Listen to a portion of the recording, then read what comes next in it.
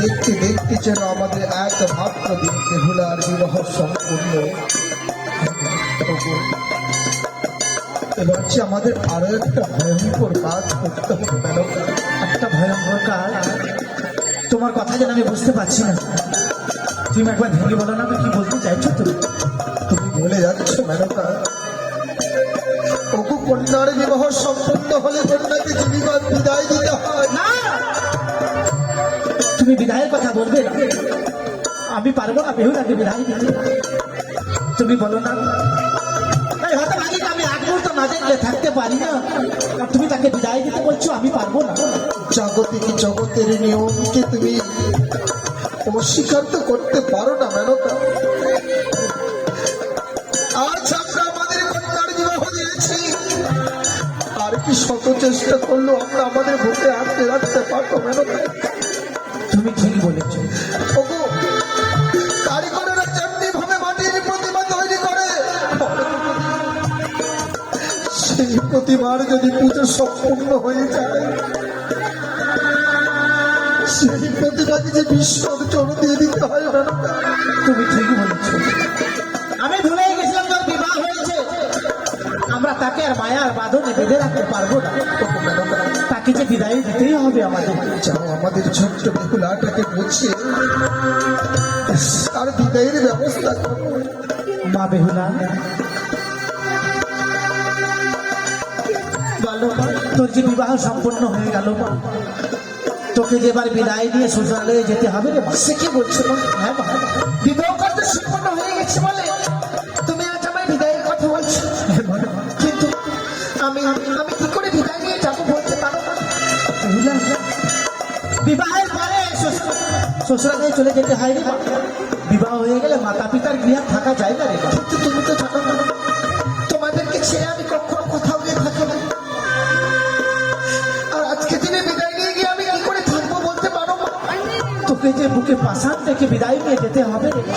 মা আমাদের নারীদের নিয়ম রে মা, পরকে আপন করে আপনকে পর করে সংসার করে নিতে হয়।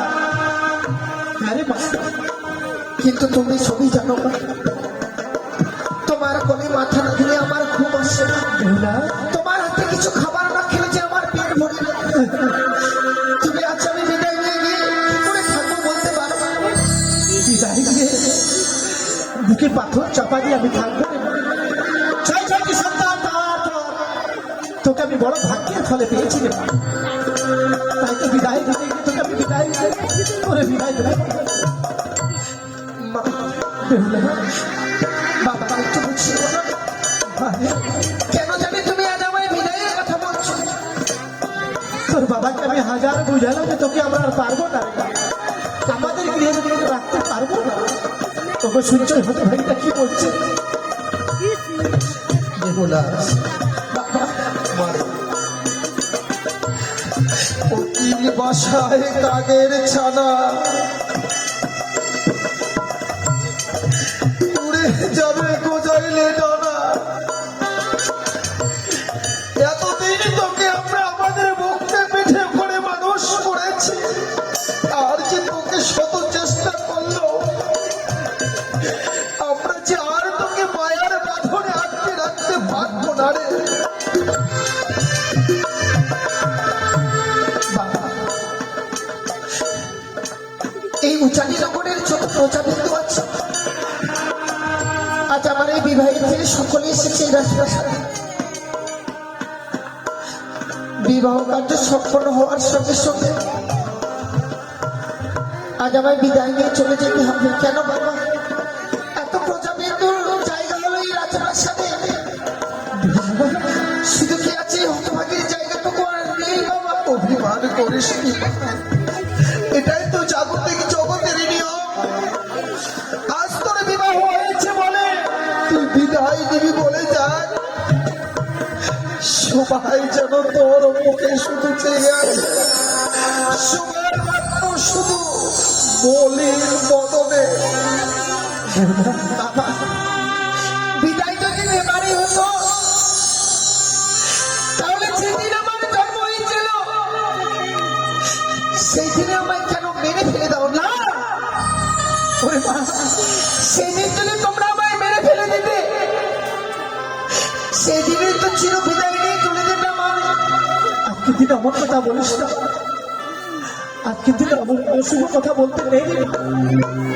মা তুই বিদায় নিয়ে চলে যাবি বলে তোর ছয়টি দাদা আর তুই তাদেরকে বড় ভালোবাসতিস, আলাই তুলাই তারা ঘরে ঘরে ডুকরে ডুকরে কাঁদছে। ওরা বুঝতে পেরেছে মা যে বোন বেহুলা আমাদের বিদায় নিয়ে চলে যাবে। যাবি ছোট থেকে লালন পালন করে তুমি আমায় বড় করেছো, কত আদর না দিয়েছো আমায়। তোমার কথা তো আমি কোনোদিনও অবাধ্য করিনি মা। আজকে যে বিদায় নিয়ে যাবো, বারবার বলছো আমায় বিদায় নিয়ে চলে যেতে হবে সেই শ্বশুরালয়ে। তোমার কথা কি অমান্য করবো না? আমি জানি না তুই অমান্য করতে পারবি না, তাই মা বেহুলা বলো মা, তুই তো শ্বশুরালয়ে চলে যাবি মা। ছোট থেকে বড় হয়েছিস, তোকে দিয়ে আমি একটিও কর্ম করাইনি না। না মা, শ্বশুরালয়ে গিয়ে এমন কি কর্ম করবি তোর তো জানা নেই মা। আমি তোকে কর্ম শিখিয়ে দেবো মা। তুমি আমায় কর্ম শিখে হ্যাঁ রে মা, বলে দাও না আমায় কি কর্ম করতে হবে মা। বলি ও মা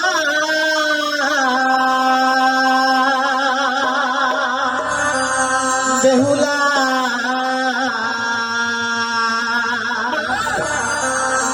ওরে জামা তুই বানিয়ার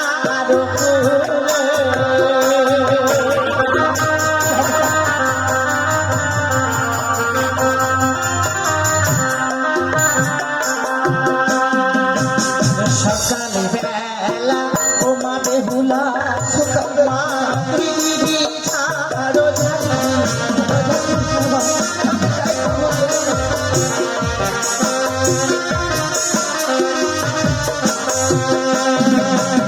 সন্ধ্যাবেলা ও মা বেহুলা মা তুই দিদি সদাবাদি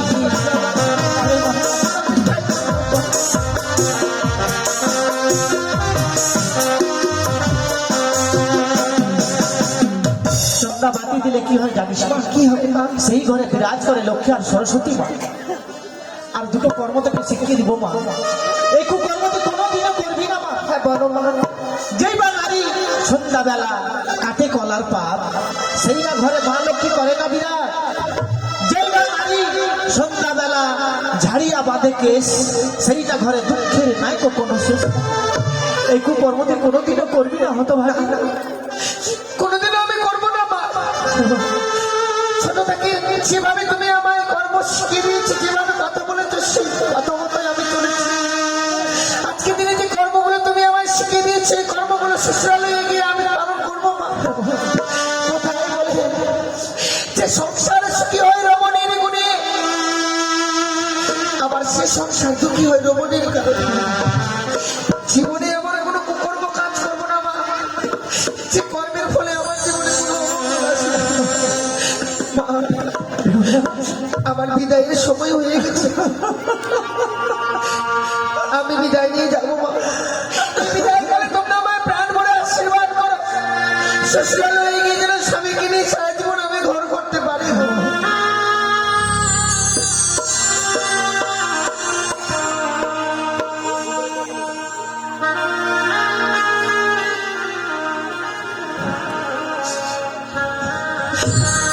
বিদায় ওরে বিদায় বলতে নাই মা। বিদায় বাবা,